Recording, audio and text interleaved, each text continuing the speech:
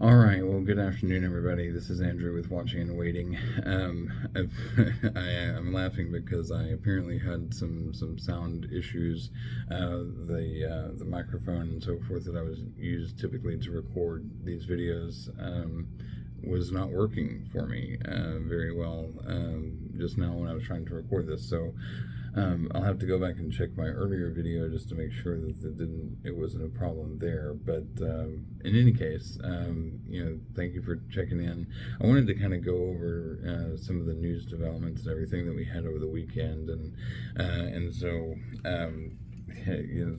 My first recording of the video before I realized that I had lost the sound was actually pretty darn good, but this is probably not going to be quite as good as that one was. But anyway, so several things that we've seen. One of the first things we saw over the course of the weekend was the 7.7 magnitude earthquake that occurred in Indonesia. And of course, over there they have earthquakes all the time. It's a very frequent occurrence and everything there. And when they have earthquakes, they're serious about them. So they tend to be pretty severe. But the significance, this one, aside from obviously the damage and so forth that it causes for millions of people over there, is the fact that it comes on the heels of the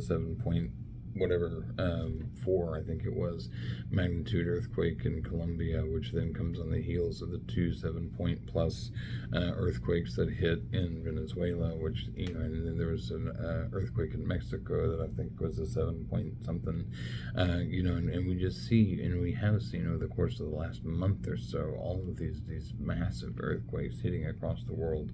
And I know that, July, for whatever reason, July historically is a significant month for earthquakes and everything, but I don't think the time of the year necessarily has anything to do with it, but it just is that historically July has a lot of earthquakes.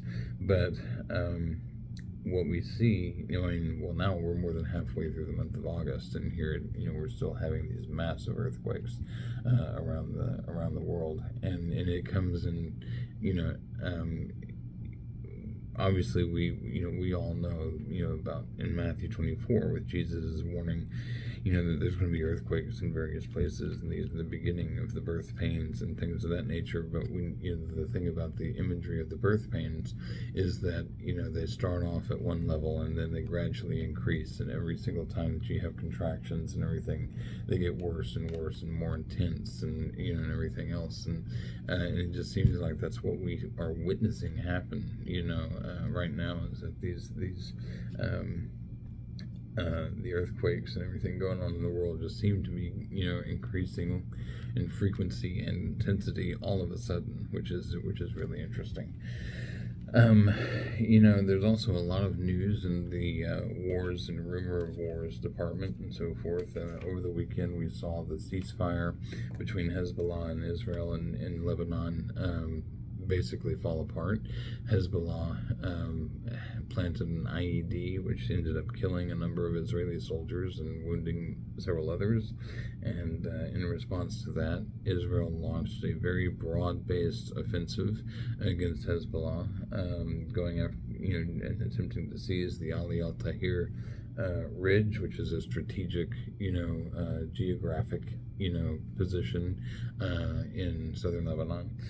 They've also been attacking Nabatea and some other cities in southern Lebanon, to target, terrorist infrastructure and so forth there. But it's a very broad-based attack. It's a no holds barred kind of thing going on there from Israel's perspective. Part of that is one of the things that has, led many in the world, which of course we know to expect it and everything, but has led many people in the world to blame Israel, as far as faulting them for failures in the peace talks and everything else. I mean, never mind that it's always the Palestinians or the Arabs and so forth, and the Muslims who pick the fight with Israel and everything, and then gripe about it when they lose. Consistently instantly that's what happens. I mean, it's like, there is no moral equivalency here. You have one side that wants to live their life and one side that wants to stop them from living their life, and and so there is no moral equivalency. Sorry, you can disagree with the government of Israel and so forth, but as a nation, Israel's right, they're wrong. Period. End of story. And now, speaking of government, Ben Gavir, his first name is escaping me at the moment, but apparently he made another rather outlandish statement about needing to kill 30, 40 people in Gaza every day. I'll have to look it up and see what the context was, but this would not be the most recent, or this would just be the most recent of many times that he's made headlines with rather bombastic comments like that. I think it's almost, maybe the role that he's decided that he needs to play and everything is to be the one that makes rather outlandish comments that kind of don't really help, but except I guess other people can come out and say something a little more moderate than what he says, and it may be pretty extreme compared to what we're used to, but compared to his statement, it comes across as being level-headed. But in any case, that happens. So you don't have to agree with everything that an Israeli government official does or says. But the thing is as a general rule, Israel is the victim in these things. They're the ones who get attacked. And then, just because you punch somebody and then they hit you upside the head with a sledgehammer, well, you shouldn't have punched them. I mean, you kind of get the consequences of your action when you do that. What we've also seen, of course, is the Memorandum of Understanding is about to expire. Either it expired today or it's going to expire on Friday, depending upon when you start counting. It's incredible to me that we've gotten to the point where we're now at 60 days since that was first put in place. So much has happened with the different posturing from Trump and from the Iranians, and the war of words with Turkey and Israel, and the signing of the agreement between Turkey and Pakistan and Saudi Arabia, and just into war and back out of war again, and into war, and then threatening to do this and then backing off, and all the different stuff that's been going on over the course of the last 60 days. It honestly feels like it's been more like a couple of years, but then at the same time, the time's also flown by, so it's just wild how much is going on in the world. But that's going to expire, and in conjunction with that, the expiring of the MOU, Iran came out today. Multiple officials with Iran came out today and said that they are switching from a defensive posture to an offensive posture, which and they basically have ordered all of their proxies and everything to prepare for massive escalation of hostilities across the region. So this is Hezbollah, Hamas, the Houthis, and so forth in Iran itself. In a statement today, President Trump threatened to bomb Oman if they continue to cooperate with Iran as far as reaching agreements with respect to the Strait of Hormuz. Excuse me, sorry, I just needed to have a drink of water there. I cannot stand water by itself. I have to have some sort of flavoring in there. But in any case, so that's happening. Trump threatened Oman today, and then also said, Iran needs to wave the white flag of surrender. But, Iran has been speaking with increasing confidence over the last several months and everything as this thing has gone on. And despite whatever success America has had from the air, the fact of the matter is this thing is not going to get resolved that way. It's like we've destroyed their navy, we've destroyed their air force, we've destroyed all this infrastructure, and everything else. But the thing is they're still there, they're still in power, and now they have control of the Strait of Hormuz. And I know that President Trump contests that, and sometimes we're escorting people through successfully, and we've got the blockade and things that are going on. But for the most part, the Strait of Hormuz is still essentially closed, and we see them taking action and everything also with respect to the Bab el-Mandeb Strait over by the Red Sea, between the Red Sea and the Indian Ocean. which is another, strategic choke point. And then also there was something where there was a drone attack on a ship that was transiting the Suez Canal. I mean, this is insanely, the significant, points in the globe as far as global transit is concerned, and to have them in a position where they're capable of threatening all these things and everything, they're much stronger in that respect than they were before February 28th, and that's a problem that we should have anticipated, and it doesn't appear like that we anticipated well enough to be prepared to handle. Nonetheless, so that's just kind of where we're at. The Let's see what else. We also have the escalation, and this kind of coincides with Iran telling all of their proxies, be prepared for escalation across the board. Israeli soldiers and intelligence officials, around Gaza are saying that the chatter that they're hearing is very similar to what they heard on October 6th, prior to the October 7th invasion in 2023, so as far as what they're seeing with the preparations that Hamas is making, what they're doing with munitions, and just the overall posture and the conversation, the chatter that they're picking up, is very similar to what happened before October 6th. That coincides well with what with Iran telling their proxies to be prepared for escalation across the board. So we see that happening. We see Iran putting a bounty on the heads of American troops. They're offering 30,000 euros for any Iranian who kills an American soldier.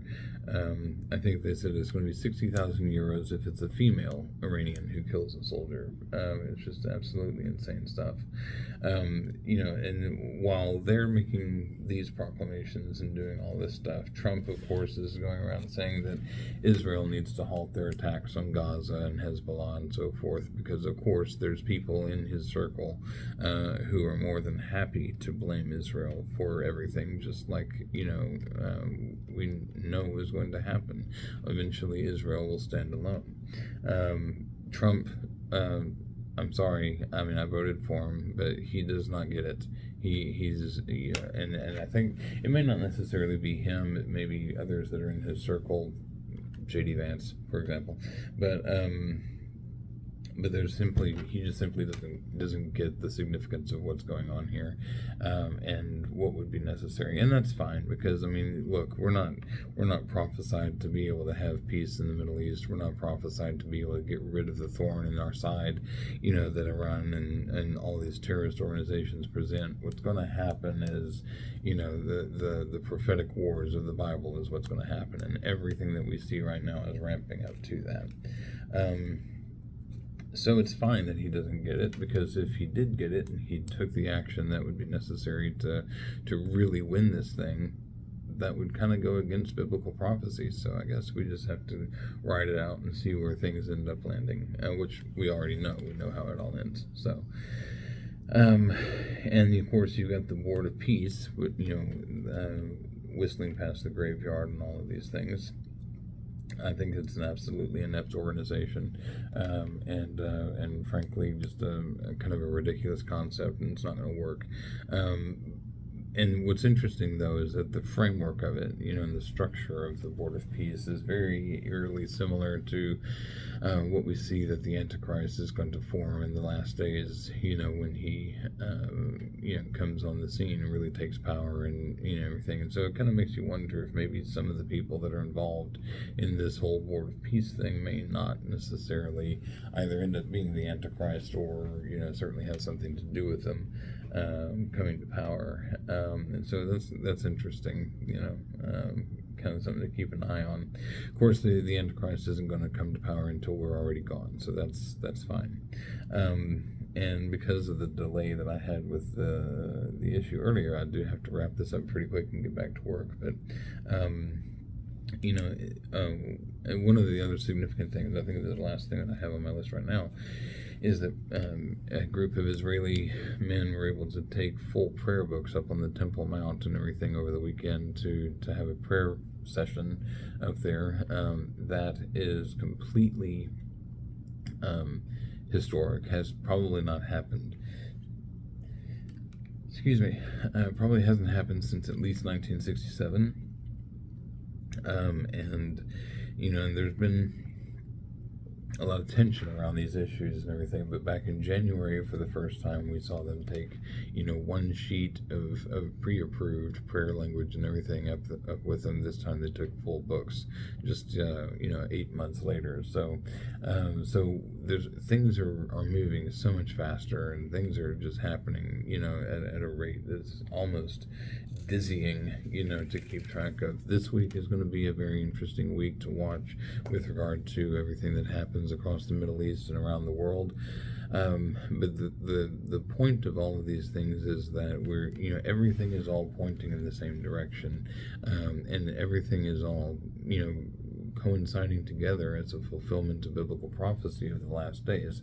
And what's really interesting, and when I talk to my family about this and other people and everything, is that it's like a lot of the people who are taking these actions and fulfilling these prophecies have no interest whatsoever in Christian end times prophecy or in anything Christian at all, and yet they are taking actions and doing things and so forth that are all working together, leading to the fulfillment of Christian biblical end times prophecy. So that's really interesting, and it's one of the things for sure that helps me to say, no, this is the right direction to be looking, and this is and everything, because God's working all of these things together to accomplish His purposes. So while we still have a chance, I really hope and pray that everybody will take the opportunity to find your own relationship with Jesus Christ. He came to this earth 2,000 years ago to die the death of a sinner in order to atone for all of our sin, and to provide us with a means for redemption, for salvation, for reconciliation with God the Father, to restore us back to the place where we would have been prior to the fall, as far as our relationship with the Father. And the only way for us to get to the Father is through Christ. So it's a free gift that's offered to us. Recognize that you're a sinner, just like I am. Recognize that you need salvation. You need that free gift in order that there's not anything that you can do that's going to make you good enough to deserve it. There's not anything that you can say or anything else that can make you earn your way into heaven. You have to accept the path and of reconciliation that was created by God through His Son Jesus Christ, and that's the only way that any of us have any hope. So I hope and pray that you'll take that step today, find your faith in Jesus Christ, and become one of the ones that that the Master and Creator of the universe holds in the palm of His hand. So I pray for each of you, and I pray that you'll have a blessed week. I'll be back on with some other videos over the course of the week and everything, but I hope you all are blessed and have a wonderful week, and thanks for watching. All right, bye-bye.